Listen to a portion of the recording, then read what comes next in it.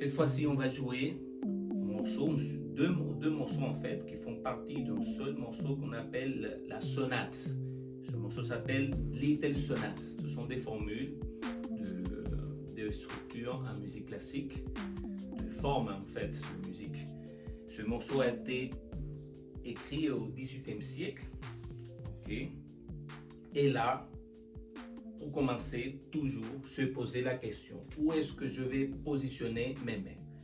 Donc là, on a identifié les notes et on remarque qu'en clé de sol, on commence encore par un Do. Mais regardez que ce Do, ce n'est pas le même du morceau qu'on vient de jouer.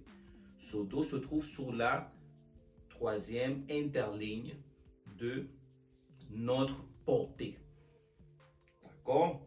Quand on regarde bien, ce Do se trouve 8 notes au-dessus du Do central, c'est-à-dire 8 notes plus aiguës vers la droite. Qu'est-ce que je dois faire? Je dois toujours chercher mon Do central et là je vais compter 8 notes au-dessus, vers la droite, c'est-à-dire vers les sons aigus. Et je vais placer ma main droite sous ce Do-là. Et là, j'obtiens ma position pour commencer mon morceau. Ok? Ça, c'est la première chose. Deuxième chose, on a remarqué qu'on a des traits au-dessus des notes. Ça, on appelle une liaison. C'est quoi? C'est qu'on va essayer que les sons soient assez attachés un avec l'autre. D'accord? Sans soulever la main pour justement ne pas couper la ligne. Je vais vous expliquer. D'accord? Là, je commence ma partition. Cette fois-ci, je vais détacher les notes. Là, je fais donc Do, je soulève Mi.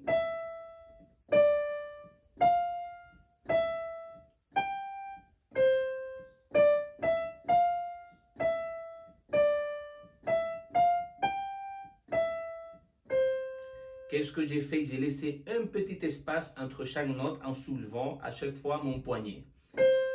On peut tenter de faire ça, ok? Mais c'est pas comme ça qu'on va jouer le morceau. On a un trait au-dessus. On va essayer, une fois qu'on commence, on va laisser notre poignet bien enfoncé en bas. Et de qu'on finit une note, on passe à la note suivante sans soulever le poignet. Ça va donner l'impression que les notes sont liées. On appelle ça donc une liaison ou aussi un legato. Ça donne... Là, mon pouce reste enfoncé. Là, je suis...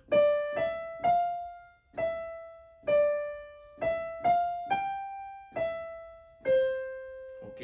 Ça va être comme ça. On appelle ça l'articulation. On a des notes détachées, comme on a vu. On a des notes liées.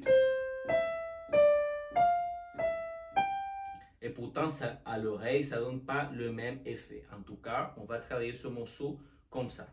Donc, regardons la partition. Donc, commençons Do avec des noirs. Et on aura aussi les croches. Je vous rappelle, 2 croches par pulsation. Donc, j'ai ma pulsation.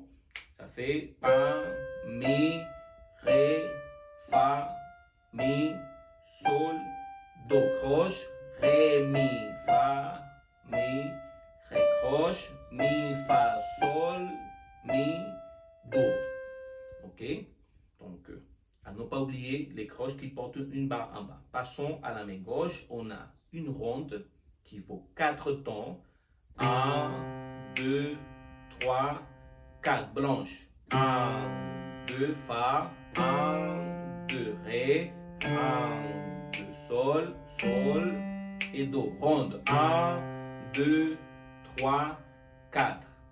Je vous rappelle que la ronde vaut 4 tons, donc il faut laisser le doigt appuyé de façon à ce que ça fasse 4 pulsations. Maintenant, on peut faire les 2 partitions en même temps. Quand on travaille les 2 mains en même temps, on va toujours essayer de baisser la vitesse, de travailler tranquillement et ensuite accélérer. Donc, on commence Do et Do alignés. Mi, Ré, Fa. Mi et Do. Do et Fa. Croche. Ré, Mi, Fa et Ré. Ré, Sol. Mi, Fa, Sol et Do. Mi, Do. La deuxième ligne, c'est la même chose. Do. Mi et Do. Do et Fa. Ré, mi et sol, sol et do. On a fait donc les deux premières lignes de notre morceau. Passons à la troisième ligne. Là, c'est intéressant.